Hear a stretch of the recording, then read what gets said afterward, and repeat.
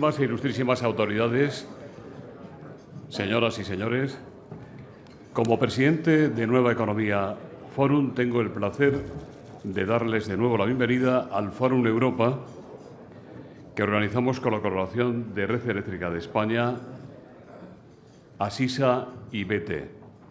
Hoy, de nuevo, tenemos el placer de recibir a la comisaria Malmström, en otras ocasiones ejerciendo otras responsabilidades, ahora como comisaria de Comercio. Doña Cecilia es siempre bienvenida en esta casa. Le va a presentar don Jaime García Legaz, secretario de Estado de Comercio. Querido Jaime, la tribuna es suya.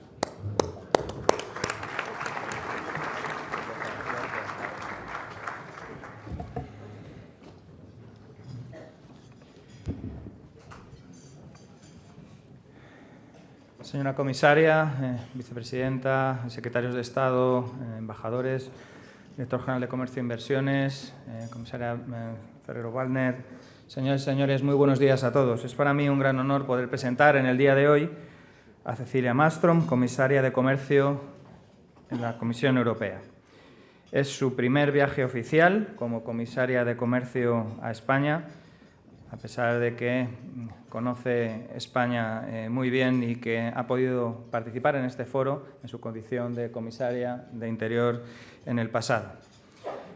La comisaria Malmström conoce muy bien nuestro país, por muchas razones, por su dilatada trayectoria como ministra del Gobierno sueco y después como comisaria, pero también en una etapa anterior como estudiante. Pasó una etapa en España, en Barcelona, y por tanto conoce de primera mano la realidad de nuestro país. Su currículum está marcado por una experiencia dilatada en la Unión Europea, no solamente en su actual puesto como comisaria de Comercio, sino anteriormente como comisaria de Asuntos de Interior entre 2009 y 2014, como miembro del Parlamento Europeo entre 1999 y 2006 y como ministra de Asuntos Europeos de Suecia entre 2006 y 2010. Cecilia Malmström es licenciada en Humanidades y doctora en Ciencias Políticas por la Universidad de Gotemburgo, universidad además en la que ha impartido clases como profesora de Ciencias Políticas. Comenzó su carrera política en 1994 en el Ayuntamiento de la ciudad de Gotemburgo, donde ejerció como vicepresidenta de la Comisión Municipal de Inmigración, y de allí pasó a integrar la ejecutiva del Partido Liberal Sueco desde 1997 hasta 2010. En 1999, como eurodiputada, trabajó en temas de inmigración, derechos humanos, asuntos exteriores y asuntos constitucionales. En 2009, el presidente de la Comisión Europea, José Manuel Barroso, le ofreció la cartera de Asuntos de Interior, siendo reelegida como comisaria sueca en noviembre de 2014 a la Comisión Juncker y al frente de una de las carteras más importantes. A pesar de que son solo unos meses los que desempeña la responsabilidad de comisaria de Comercio, en este breve periodo de tiempo hemos podido comprobar de primera mano que es una gran defensora del libre comercio y de la transparencia.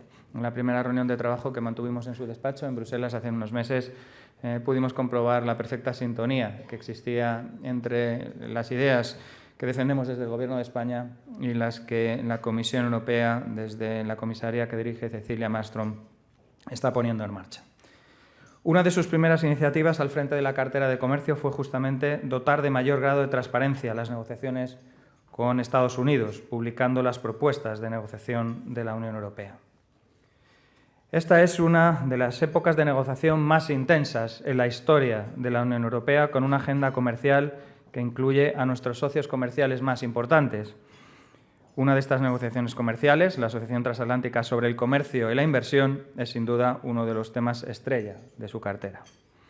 Pero tampoco podemos dejar de lado otro acuerdo fundamental, el del Tratado de Libre Comercio con Japón, otro de los grandes socios comerciales de la Unión Europea y que se encuentra también en un momento muy importante de la negociación.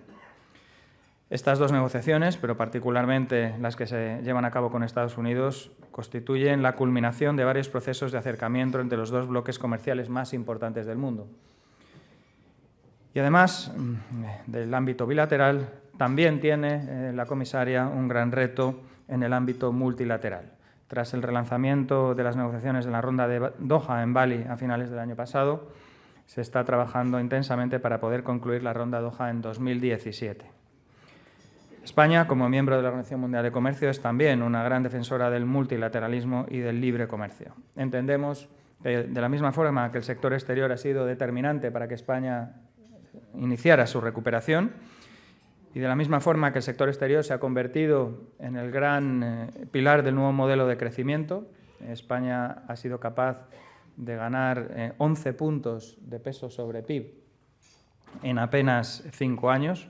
Es algo que ningún otro país de la Unión Europea ha conseguido, básicamente desde un 21% de exportaciones de bienes y servicios sobre el PIB a un 32% de exportaciones de bienes y servicios sobre el PIB con las nuevas cuentas europeas.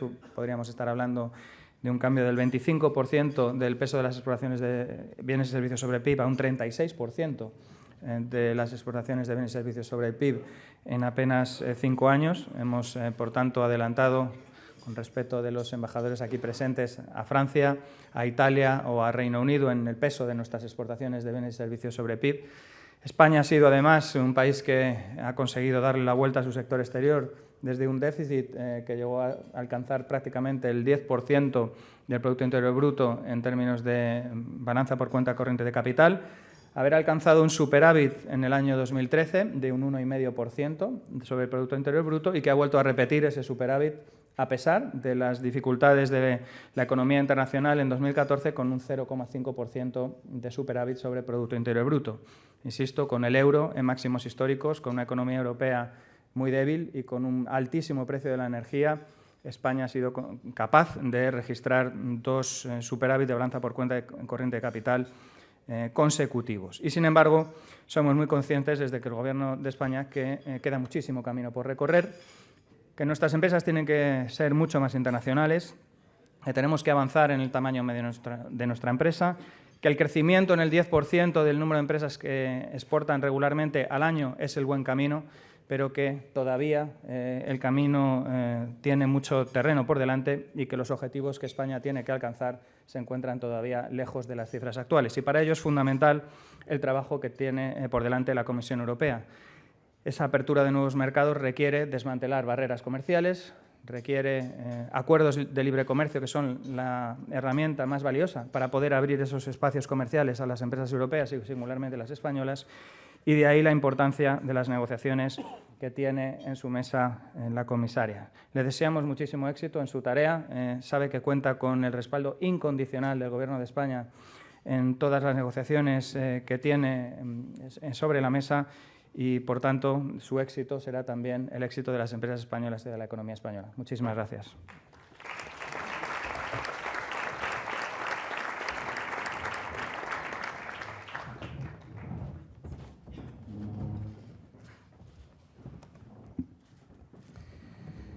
Buenos días.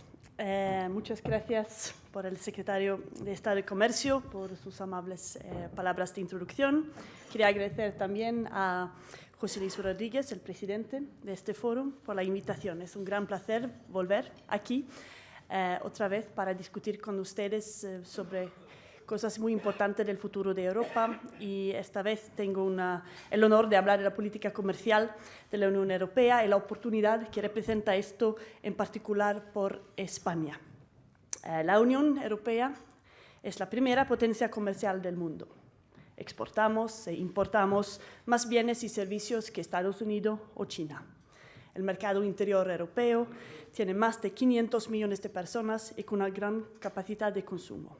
El tamaño de nuestro mercado y el hecho que las negociaciones comerciales las realiza la Comisión Europea en nombre de todos los 28 países nos permite claramente de negociar desde una posición más favorable. El comercio exterior da trabajo a más de 30 millones de personas en la Unión Europea. En estos 30 millones, alrededor de 1.600.000 están aquí en España. No solamente la cifra es importante, la cualificación de estos empleos y los salarios medios son superiores a los de sectores no exportadores. Tenemos ante nosotros una gran oportunidad para España y para Europa de crear más empleos y más riqueza a través del comercio exterior. Y lo interesante es que el comercio exterior crea empleos y riqueza sin necesitar grandes inversiones públicas o de aumentar nuestro déficit público. Simplemente tenemos que abrir más mercados, eliminar barreras y reducir aranceles. Esa es la tarea en la que desde la Comisión Europea estamos empeñados. Una agenda comercial muy ambiciosa que genere más crecimiento, más empleo. España es uno de los países de la Unión Europea que los ha comprendido y sus empresas han apostado por la internacionalización en los últimos años. El aumento de las exportaciones españolas el año pasado ha sido notable, especialmente hacia algunos países como Estados Unidos, donde las exportaciones crecieron un 22%. Enhorabuena por este resultado. Las exportaciones son beneficiosas, pero también son las importaciones. Las importaciones amplían la oferta de los productos, aumentan la competencia, reducen los precios en beneficio de los consumidores. Las empresas de distribución, las cadenas de tienda de moda, y aquí en España hay varios líderes mundiales, crean miles de empleos que son posibles gracias a las importaciones.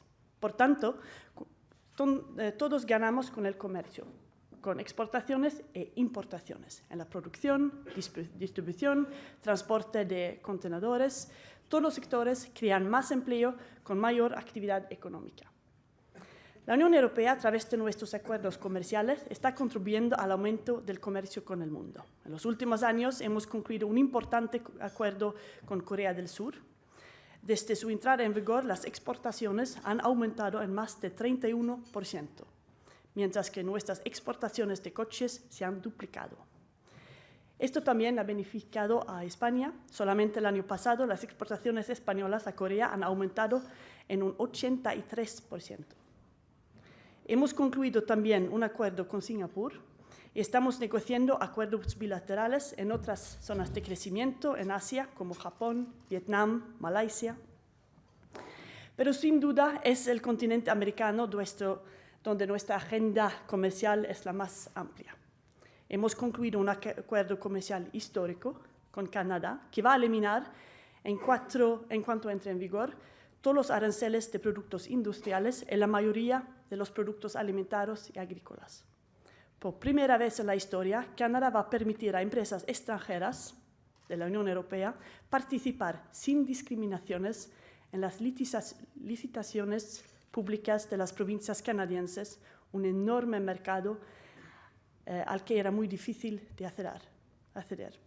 El 145 indicaciones geográficas, incluidas como queso manchego, jamón de Huelva, van a ser protegidas por primera vez en Canadá. Y no quería dejar pasar la oportunidad de mi presencia aquí en Madrid para hablar de una zona que ustedes conocen muy bien, América Latina. Hace 15 años no teníamos ningún acuerdo de libre comercio con América Latina. Empezamos en México en 2000, luego negociamos un amplio acuerdo con Chile en 2003. En 2008 concluimos un acuerdo con la Asociación Económica con 10 países del Caribe. En 2002 firmamos acuerdos con Perú, Colombia y luego con 6 países de América Central. El año pasado tuve el placer de firmar la conclusión del acuerdo con Ecuador, que espero pueda entrar en vigor muy pronto. Pero el trabajo no para aquí. Aún nos quedan 2 grandes lagunas en el mapa, los Estados Unidos en el norte y el Mercosur en el sur. Pero el tiempo pasa rápido y nuestros acuerdos con México y Chile, que eran en su momento muy avanzadas, necesitan también actualizarse. Por eso, en primer lugar, hemos iniciado contactos con México y estamos discutiendo cómo podríamos actualizar el acuerdo y mejorar el comercio en servicios, inversiones, la contratación pública y las indicaciones geográficas. Vamos también a hablar con Chile. En estos casos podemos modernizar estos acuerdos, eliminar algunas barreras que han surgido desde entonces y crear nuevas oportunidades para todos. En segundo lugar, tenemos que avanzar en nuestro acuerdo con Mercosur. Los aranceles y barreras en Brasil, Argentina, Paraguay son muy elevados. Las empresas europeas pagan más de 2.000 millones de euros cada año en aranceles por sus exportaciones a los países de Mercosur y no pueden participar en licitaciones públicas salvo excepciones. Debemos encontrar un compromiso que sea beneficioso para Mercosur y para la Unión Europea. Para ello, tenemos que eliminar la mayor parte de aranceles y barreras. No podemos dejar fuera sectores económicos de gran potencial. En tercer lugar, el más importante, tenemos que avanzar rápidamente el acuerdo con los Estados Unidos, la Asociación Transatlántica de Comercio e Inversión, TTIP. Es económicamente la más importante de todas nuestras negociaciones comerciales. Nuestros intercambios representan más de 40% del comercio mundial. Cada día intercambiamos más de 2.500 millones de euros en bienes y servicios. Esta negociación comercial es la prioridad número 1 de la política comercial de la Unión Europea. Pero el TTIP ha generado un debate público, primero sobre la falta de transparencia de las negociaciones. Hemos escuchado estas inquietudes y desde unas semanas hemos puesto en Internet la mayor parte de los documentos relativos a esta negociación. También nos estamos volcando en explicar este acuerdo a gobiernos, a la sociedad civil. Es por eso que hoy me encuentro aquí, en este foro, y después me iré al Congreso de los Diputados y la universidad también. El TTIP va a aportar sin duda grandes beneficios económicos. Un acuerdo de libre comercio aumenta rápidamente los intercambios, lo vimos con Corea del Sur y los vimos con México, donde nuestras exportaciones se triplicaron. En Estados Unidos, debido al Buy American, o compre americano, miles de entidades públicas están obligadas a comprar productos made in USA, pagado a menudo precios más altos que los productos europeos. Salvo excepciones, las empresas españolas de mobiliario de oficina no pueden vender mesas o sillas a los colegios públicos o a las universidades públicas a los Estados Unidos. El sector de automóvil, que emplea a 2 millones de personas en este país, también se beneficiará del TTIP. Coches, piezas de automóviles no solo tienen que pagar aranceles, sino que los estándares diferentes y las reglas de seguridad elevan los costes y hacen la exportación casi imposible. En TTIP queremos eliminar duplicidades en test mientras mantenemos el mismo nivel de seguridad. Pero el comercio no solo beneficia a las grandes empresas. Más de 70.000 pequeñas empresas españolas fuera de la Unión Europea exportan fuera de la Unión Europea y representan la mitad de todas las exportaciones españolas al resto del mundo. Nuestra política comercial les ayudará también. Hay muchos ejemplos.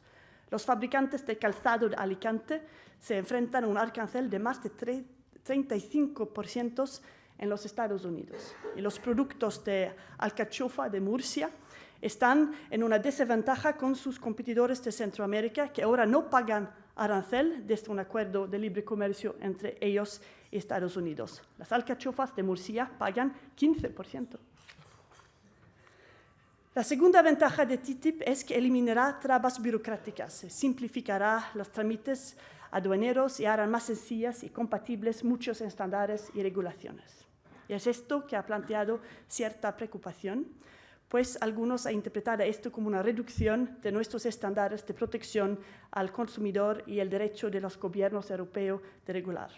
Y lo diré muy claro, este acuerdo no socavará la capacidad de las autoridades de proteger el interés nacional. El TTIP no socavará nuestros niveles de protección del medio ambiente o la seguridad alimentaria. Solo cooperaremos con los Estados Unidos en temas regulatorios donde tenemos los mismos objetivos. No vamos a cambiar las reglas sobre hormonas en la carne ni sobre los organismos genéticamente modificados. También se dice que el TTIP permitirá a las empresas americanas demandar a los gobiernos europeos que cambian la legislación. Se refieren a las normas relativas a la protección de las inversiones extranjeras, el sistema de solución de diferencias entre inversores y estados.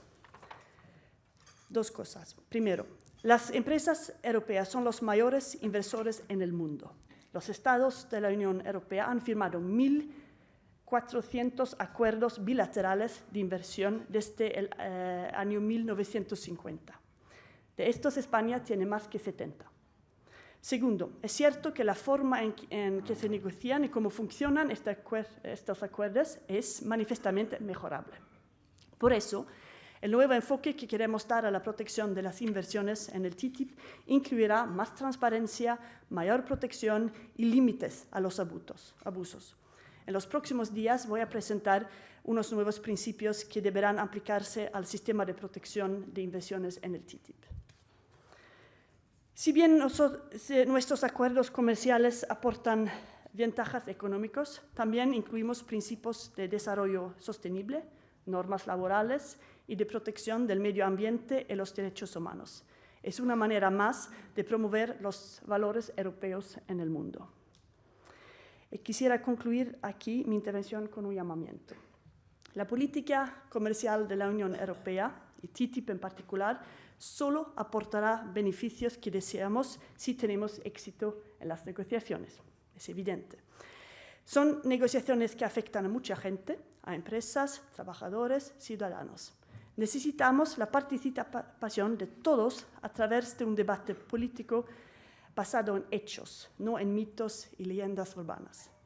Por hemos abierto las negociaciones al público, por esto estamos aquí debatiendo. Estoy viajando en toda Europa, recabando comentarios, ideas, respondiendo a preocupaciones, todas legítimas. Necesitamos que los empresarios nos indiquen cuáles son las barreras que hay que atajar, que los sindicatos nos ayuden a crear nuevos empleos y a mejorar los existentes, que las asociaciones de consumidores nos indiquen las reglas que se pueden mejorar y las que no. Pero sobre todo deseamos que nos aporten sus experiencias sobre cómo crear más comercio con Estados Unidos, cómo reducir costes y barreras al comercio para crear más empleo y más calidad. Estoy aquí porque quiero mostrar el compromiso de la Unión Europea para generar más oportunidades de comercio e inversiones para todo, que dará más trabajos. Espero poder contar con el apoyo de todos ustedes. Muchas gracias.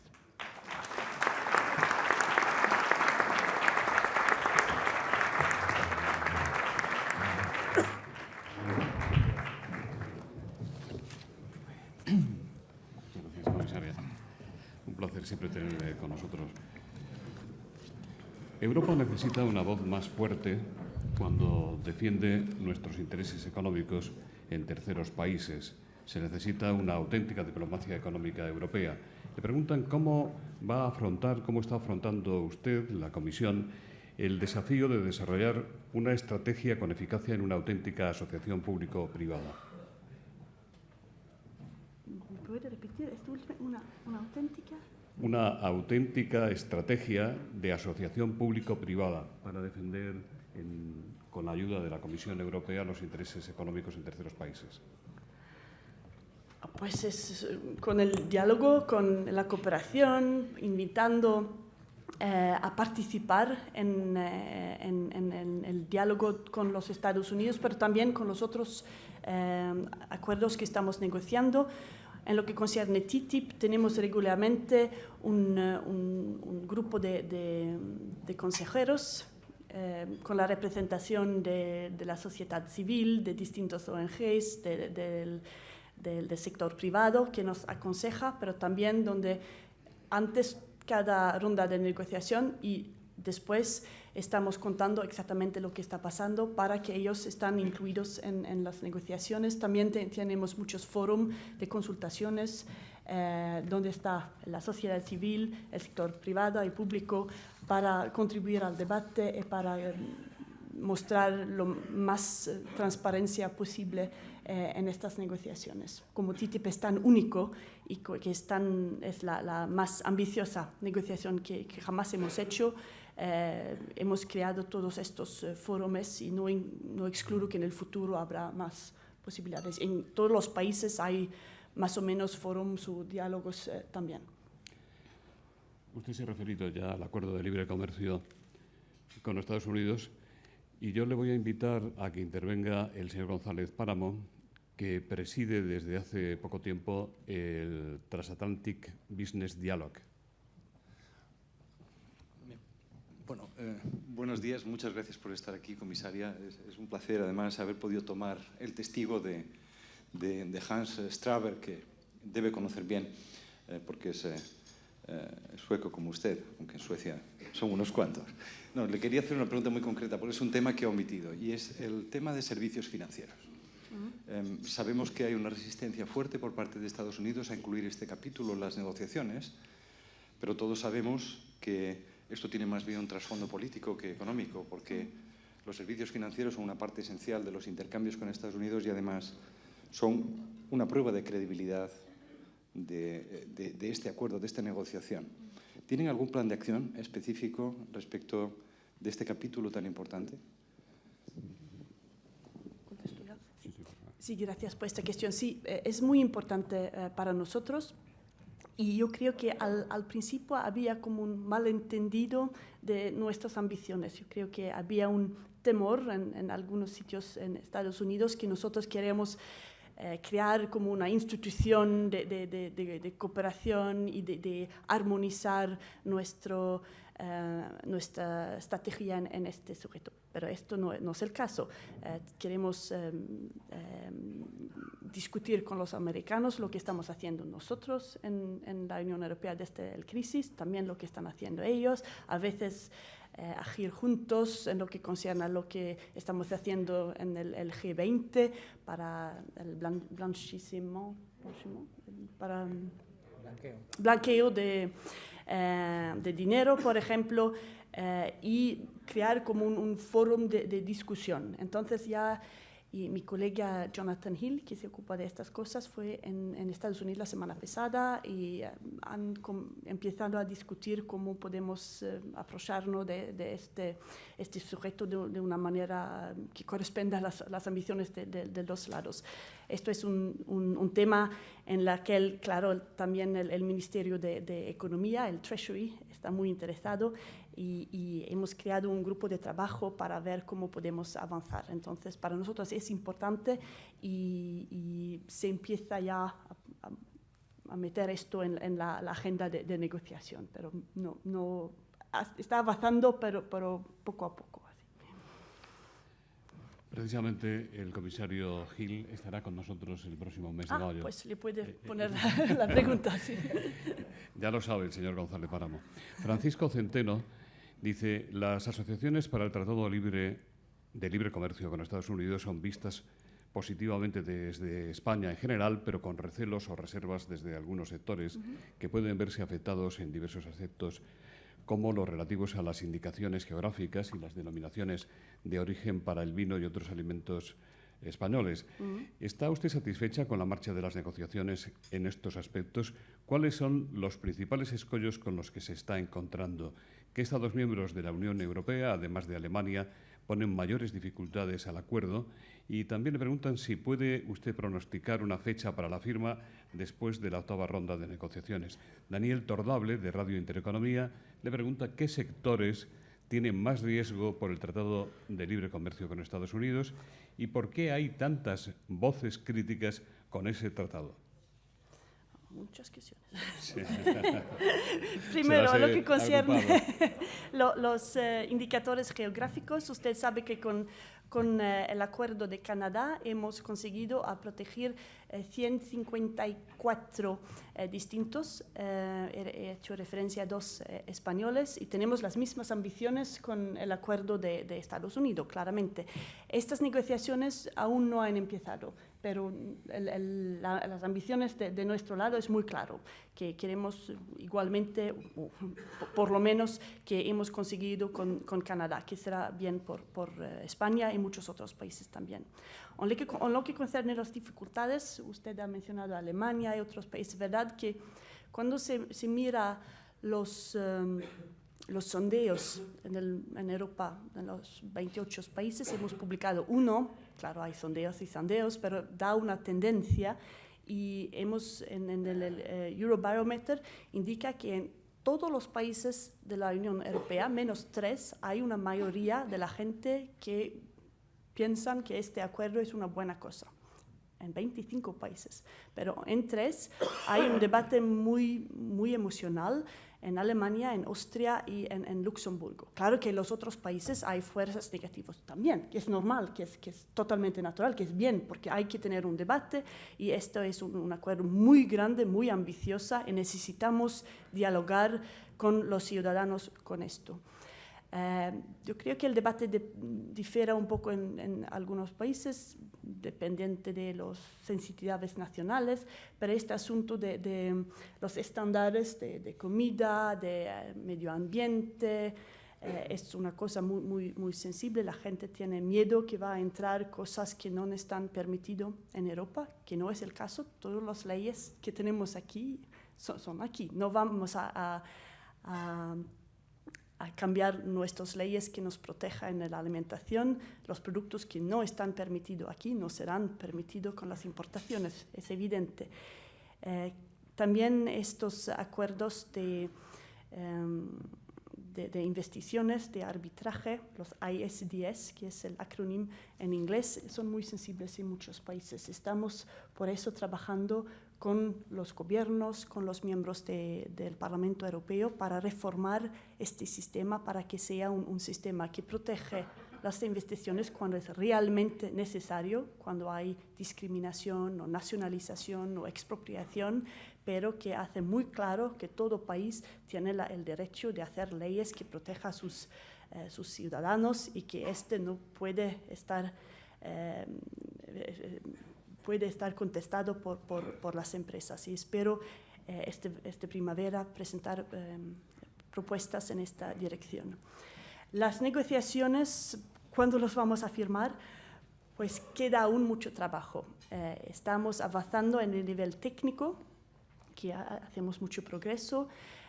Los Estados Unidos, para concluir un acuerdo, necesitan como un mandato retroactivo que se llama un Trade Promotion Authority, y el Congreso en este momento está discutiendo esto por nuestro acuerdo, el TTIP, pero también con un acuerdo que está haciendo los Estados Unidos con 11 o 12 países pacíficos, el Trans-Pacific Partnership, que está mucho más avanzada, que se puede concluir este verano. Entonces el Congreso tiene que dar esta autorización al presidente para que se pueda concluir. Entonces yo creo que antes que tiene esta autorización no podemos entrar en las cosas muy sensibles. Probablemente lo podemos hacer en septiembre, después del verano. Y después vamos a hacer todo para que podamos acabar esto durante el régimen de Obama. Sería una muy buena cosa, pero al final es el contenido que es importante. Tenemos que tener un acuerdo que es bueno y que yo tengo la convicción va a ser aceptado por los países miembros y el Parlamento Europeo. Y finalmente, los asuntos los más difíciles, pero claro, hay un asunto de trust, de confianza aquí que tenemos que adresar, pero en lo técnico, el contenido, para nosotros es muy importante tener acceso a los mercados americanos, de las licitaciones públicas, por ejemplo. Y los mercados americanos a nivel central y de los estados están bastante cerrados, está protegido. Usted que trabaja en este mundo lo sabe. Y para abrir estos será difícil. Es un interés muy ofensivo de nuestra parte, pero es difícil y yo creo que esto será las cosas más difíciles, sobre todo en un año electoral. En Estados Unidos, aquí siempre hay años electorales. Usted lo conoce bien. ¿Cómo se van a consolidar las estructuras y los programas de apoyo a la internacionalización de las empresas europeas de menores dimensiones? Solo el 13% de las pymes europeas participan en el comercio internacional fuera de la Unión Europea, por lo que se necesitan más esfuerzos y estímulos para su internacionalización. ¿Qué van a hacer en este sentido o qué están haciendo? Pues yo creo que esto es sobre todo una responsabilidad nacional de hacerlo. La Unión Europea puede mostrar las posibilidades que están allí y vamos a concentrarnos mucho para enseñar a las pequeñas empresas las posibilidades que están allí abiertas para conectar con ellos, para darles informaciones, para que disfrutan concretamente del acuerdo con Corea, por ejemplo, y los acuerdos que vamos a firmar en el futuro. En las negociaciones en TTIP tendremos un capítulo especial por la primera vez, en ningún acuerdo lo hemos tenido antes, que concierne los pymes. Y el objetivo es de establecer un sitio web, un one-stop shop, donde todos los pequeñas empresas puedan ver las posibilidades, las limitaciones, la regulación para investir y para hacer comercio en los Estados Unidos. Yo creo que esto va a ayudar mucho.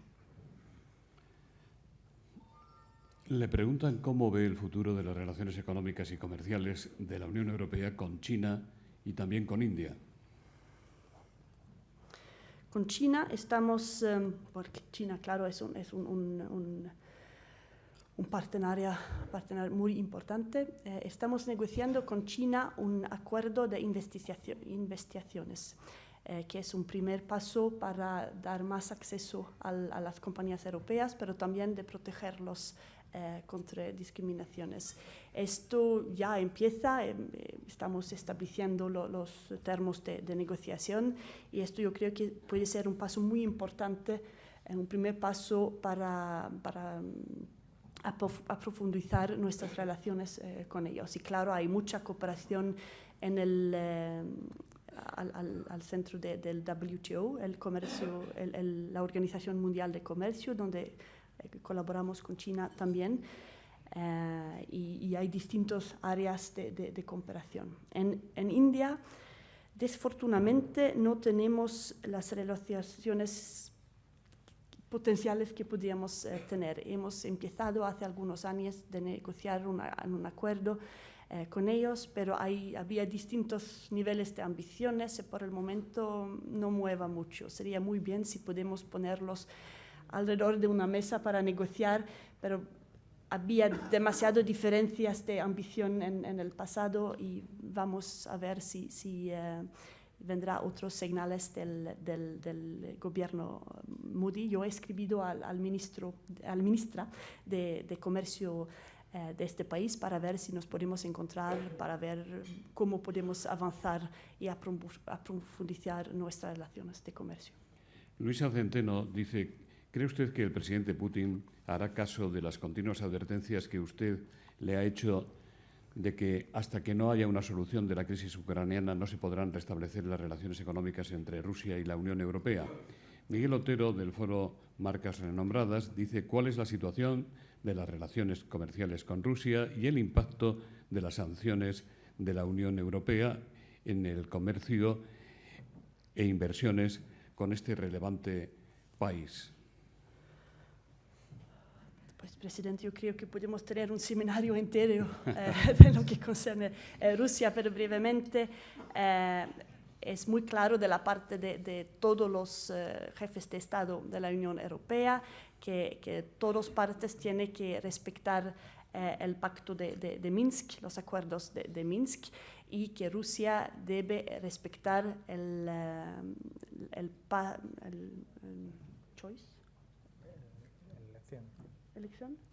la decisión de Ucrania de entrar en un acuerdo de comercio con la Unión Europea.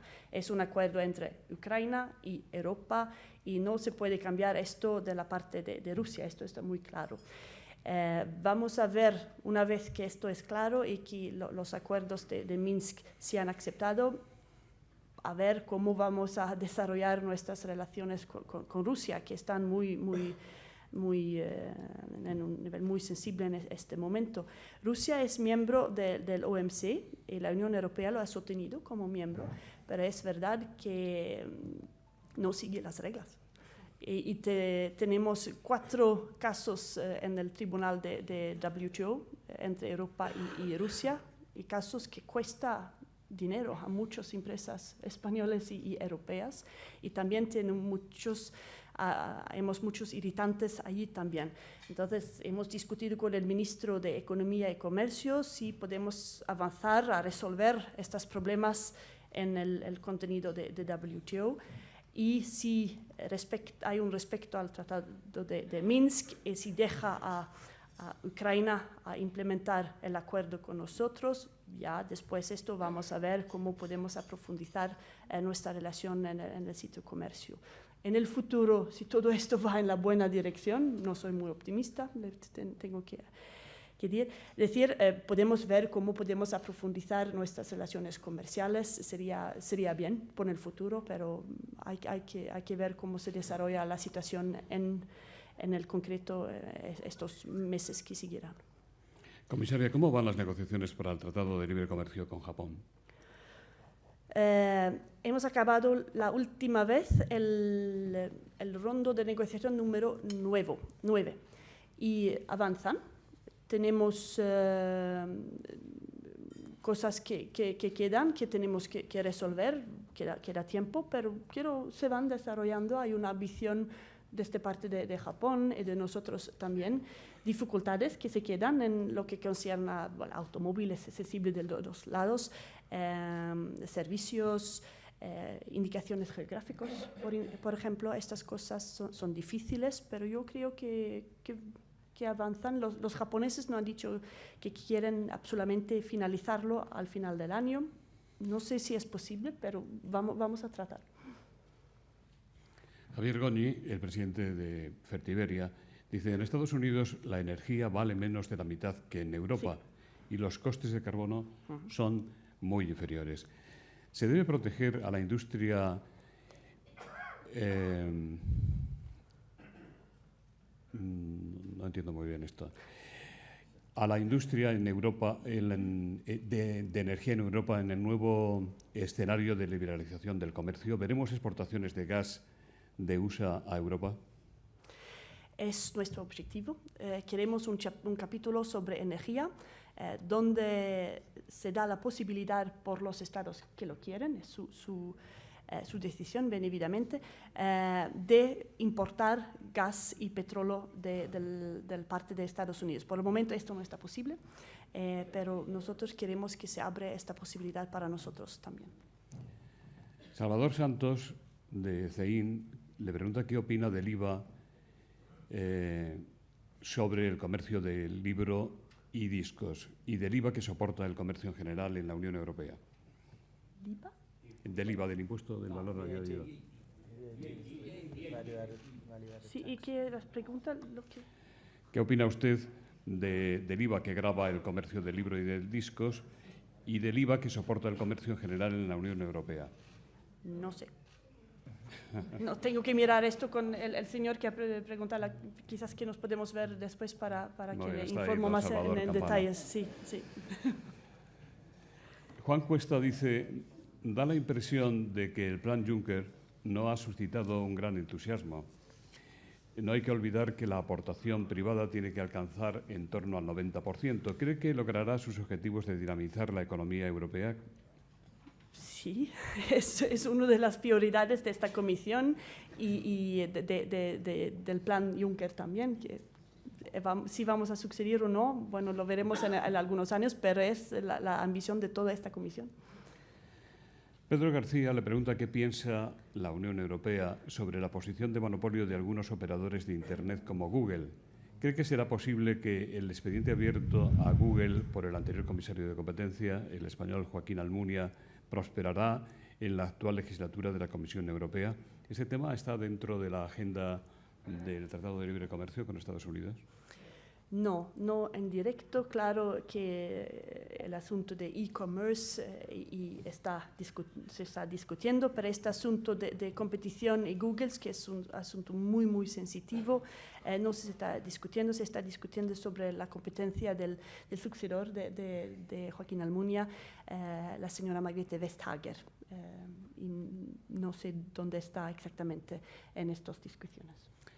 Arturo Cortés dice: varias empresas españolas han sido objeto de dificultades en países de América Latina, donde los gobiernos deciden arbitrariamente su nacionalización. El caso más paradigmático es Repsol, pero existen otros muchos. ¿Qué hace la Comisión Europea para que estas empresas, que además de españolas son europeas, tengan el apoyo efectivo de las instituciones europeas y en particular de la Comisión? Depende claramente de los casos. Es por esto que es importante de tener estos acuerdos de arbitraje si hay un caso así. Si se trata de violaciones del reglamento de la Organización Comercio Mundial, la Comisión, claro, vigila, se informa y si acaso podemos agir y tomar acción vis-à-vis la Organización Mundial de Comercio. Si tenemos relaciones con estos países bilaterales o relaciones de comercio, tratamos de discutirlo en este foro. Normalmente hay foros también de cooperación, de política, y hay varias maneras de asistir, pero claro, depende de la información adecuada que recibimos de estas empresas. Si hay problemas con un país, es importante que tenemos la amplia información para hacer un análisis y después elegir la manera como apoyar a las empresas españolas u otros en este caso. Laura López, de La Sexta, le pregunta cómo puede afectar la situación de Grecia al comercio en la Unión Europea. Como miembro de la Comisión, ¿cree usted que Grecia necesita un tercer rescate? No solo vamos a preguntar sobre las naranjas, ya sabe. No. Pero en este asunto yo creo que es complicado, suficientemente complicado para que la comisaria de Comercio no entre en estas discusiones. Lo dejaré a los responsables de esto. Enaid Cancela dice, ¿cuál es la posición de la Comisión respecto a cosméticos? ¿Cosméticos? ¿En general? Pues me he pintado esta mañana, pero no sé, tú. Cosméticos es uno si es en el contexto de TTIP, no sé, sí, en contexto de TTIP es uno de los sectores. He mencionado que hay unos sectores donde tratamos de ver si podemos no armonizar, pero reconocer nuestros estándares que son un poco distintos, pero equivalentes. Y cosméticos es uno de estos sectores donde estamos discutiendo con los Estados Unidos si podemos listar algunos de estas normas y estándares para que hacemos facilitar las autorizaciones de vender en los dos mercados, garantizando el mismo nivel de seguridad, pero evitar de duplicar los tests que hay que hacer. Entonces, cosméticos son dentro de estos 10-12 sectores. Muchas gracias. Con micrófono, por favor, el secretario de Estado para Iberoamérica y Cooperación, don Jesús Gracia. Bueno, pues gracias. Gracias, comisaria. No era saber cómo estaba la negociación con Mercosur, porque muchas veces desde el lado de Mercosur se achaca a los intereses agrícolas de la Unión Europea. Cuando les decimos algo de eso, siempre dicen que es parte europea la que está en falta en estas negociaciones. Sí, hace parte del juego que hay acusaciones de ambos lados. Para nosotros sería muy importante si podemos volver a ponernos alrededor de la mesa de negociación, encontrar una solución entre la Unión Europea y Mercosur. La historia había dificultades, aún hay dificultades. Estamos en contacto con la presidencia actual de Mercosur, Brasil, y también el presidente siguiente, que será Paraguay. Estos dos países tienen altas ambiciones de realmente ver si podemos comparar nuestras ambiciones, porque es lo que hay que hacer, y hay muchos contactos entre nosotros y nuestros amigos del otro lado. Sí, yo sé que los españoles hay muchos contactos, muchas ideas, mucha experiencia, y claro que será la bienvenido de si hay maneras de facilitar este proceso, pero es una ambición que tenemos, y yo espero realmente que será posible de resumir las negociaciones entre nosotros. Lourdes Francia, de Radio Televisión Española, dice: el mecanismo para la cooperación regulatoria mantendrá en permanente revisión todas las propuestas y leyes de la Unión Europea y de Estados Unidos para armonizarlas. ¿Cómo se garantizará que las normas aprobadas en los países de la Unión Europea y las instituciones no se modifican en ese nuevo organismo en aras de eliminar obstáculos al libre comercio? Esta es una pregunta muy importante porque mucha gente me pregunta sobre esto. La idea es de crear un foro de reguladores europeos y americanos se encontrarán para discutir estas cosas. Lo que estamos haciendo en este momento no es armonizar, es de dar reconocencia de los dos lados, lo que estamos haciendo dentro de la Unión Europea, en algunos sectores. Pero por el futuro, porque la ciencia, la tecnología, todo avanza, es muy importante de ver cómo podemos hacer las regulaciones en el futuro. Y los reguladores, los más experimentadas, los mejores del mundo son los europeos y los americanos. Esto entonces será un foro para ver cómo podemos en el futuro armonizar o reconocer nuestros estándares en distintas áreas, no en todo. Las áreas donde no estamos de acuerdo serán fuera de discusión. No es un foro para decidir, no es un foro para legislar. Será un foro abierto, habrá también la posibilidad de discutir con ONG, con la academia, con distintos expertos, pero después es muy claro que son los parlamentos europeos y el Congreso americano que hacen la legislación. Estamos también discutiendo, no hemos encontrado la solución perfecta ya, cómo podemos asociar o hacer un mecanismo de monitoring o vigilancia de la parte de los parlamentarios de dos lados. Entonces, no vamos a armonizar estándares hacia abajo, es por el futuro para garantizarnos que los mejores estándares de seguridad en varios asuntos técnicos serán equivalentes y después estos estándares pueden ser estándares globales. Y es mejor que nosotros hacemos estos estándares que alguien otro. Javier Carro dice, desde hace años se percibe una crisis en la cohesión de la Unión Europea. ¿Cree que esta crisis política en la Unión Europea seguirá afectando a un euro cada vez más débil que sigue encareciendo las importaciones? Pues es claro que la crisis, aunque estamos haciendo muchos esfuerzos nacionales, como aquí en España y en otros países, pero también a nivel europeo, aún no hemos salido totalmente de la crisis. Y claro que esto afecta el nivel de euro, afecta la confianza de los ciudadanos, afecta la política. Hay mucho. Es por eso que tenemos que seguir haciendo lo necesario nacionalmente, claro, pero también al nivel europeo. Todos mis colegas esto es el primer objetivo de esta comisión y claro, el libre comercio y facilitar el acceso a las empresas europeas a otros mercados es una parte de esta estrategia muy, muy importante, porque en el futuro, los futuros 15, 20, quizás 30 años, el crecimiento global el 90% será fuera de la Unión Europea. Entonces es muy importante que nosotros estamos presentes y activos en mercados fuera de la Unión Europea. Comisaria, ¿no es necesaria una mayor armonización de las legislaciones de los Estados miembros en relación con los horarios comerciales? ¿Qué piensa usted de las medidas de liberalización de los horarios comerciales adoptadas por el Gobierno español? No es para mí de comentar la legislación por un Estado miembro.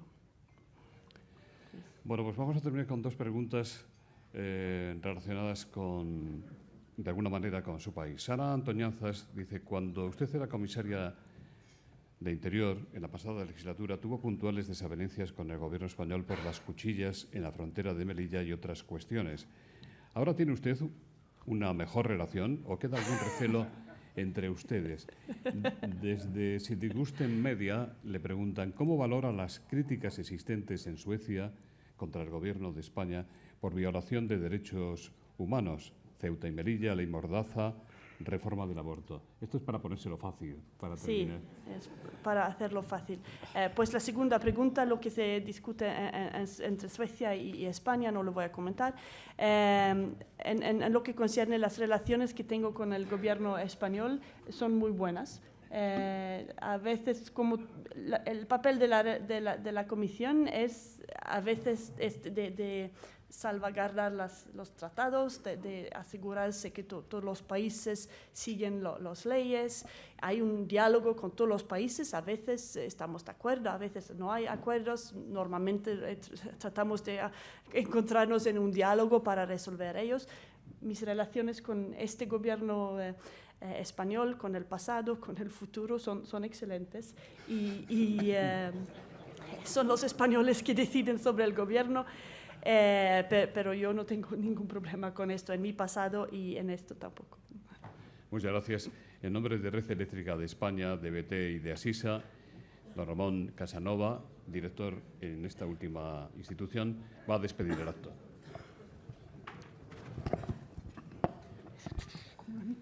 Muy buenos días. Es un honor recibir a la comisaria de Comercio de la Unión Europea, doña Cecilia Malmström. Primera potencia comercial del mundo. Voy a recordar algunas cifras que ha dado ella. 500 millones de personas, 30 millones de trabajadores en el sector exportador y los mayores inversores del mundo. Le deseamos éxito en la negociación y estamos seguros de que tendrán el apoyo de los empresarios, de los sindicatos y de las asociaciones de consumidores. En todas las negociaciones, pero especialmente en la más próxima e importante, la de Estados Unidos, que representa el 40% del comercio mundial. Muchas gracias, señora Malmström, y muchas gracias también por su conferencia en nuestro idioma, en español. Es reconfortante. También quiero agradecer a don Jaime García Legaz su presentación y especialmente su eficacísima labor en el Ministerio. Muchas gracias. Muchas gracias a todos por su asistencia.